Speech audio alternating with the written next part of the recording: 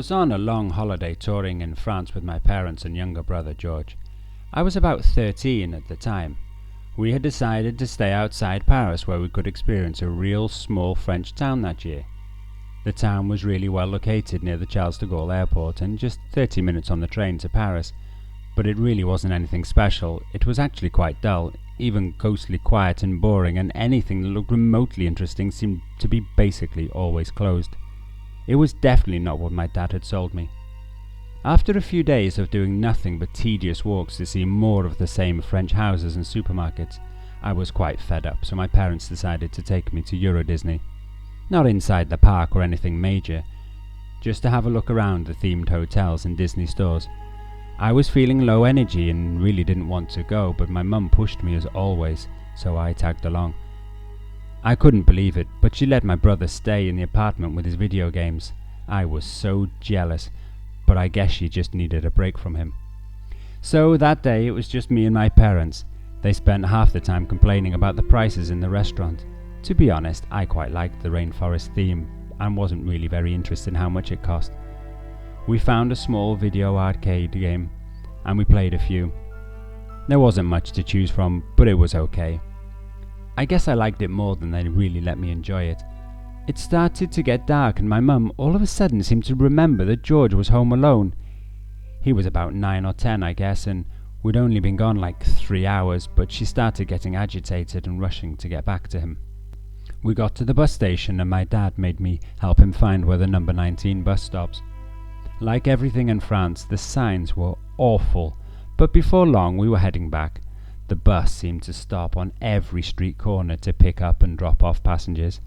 I sat there bored while my parents carried on moaning about the cost of living. I started watching this guy who got on a few stops in. He kept getting up and sitting down in different places. Eventually he made his way up to the back of the bus where we were sitting. He seemed to want to get past me to sit in the corner, so I moved my legs to one side and I realized he was smiling at me uncomfortably as he made a drama of squeezing through. He said something in French and seemed to expect a reply. I didn't understand and just ignored him in the hope that he'd leave me alone. I could feel his eyes on me, and I tried not to look, but I couldn't help it. He was beginning to really annoy me, so I flashed him a dirty look as if to say, "Hey, stop looking at me, you weirdo." He just smiled back.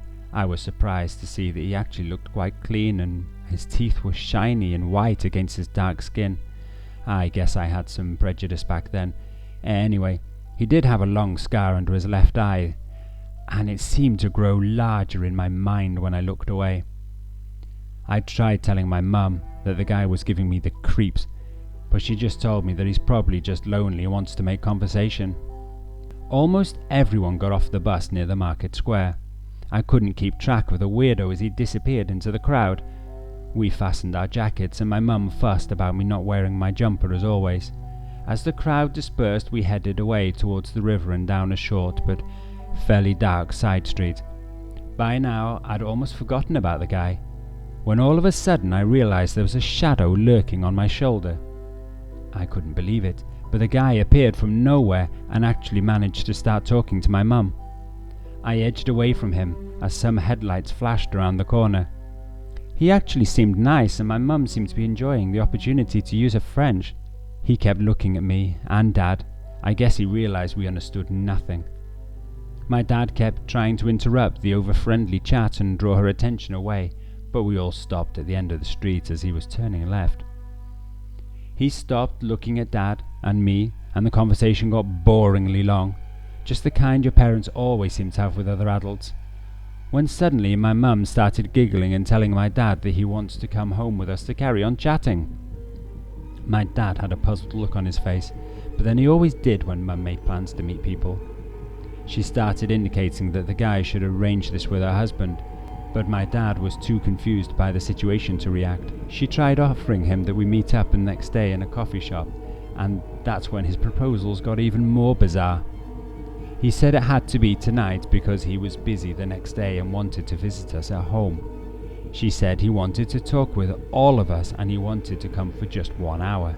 The guy nodded enthusiastically, miming that we are a group. This was when my dad tried to step in and asked if he spoke English. Just a few words apparently. The guy seemed to have no sense of the ridiculous, as he seemed to indicate that he would follow us, and started almost pleading with my mum. He even offered up his mobile phone as security in case we didn't trust him, adding, "D'accord?" To get some kind of agreement, my dad finally abandoned his nicety facade and replied, "No, d'accord," putting his hands up as if to hold the guy back with supernatural powers. He finally got the message and turned to leave. We kept checking as his silhouette slowly sank away into the streetlights, until finally we lost sight of him altogether. We never saw the guy again, and I guess we'll never know what the hell his intentions were that night.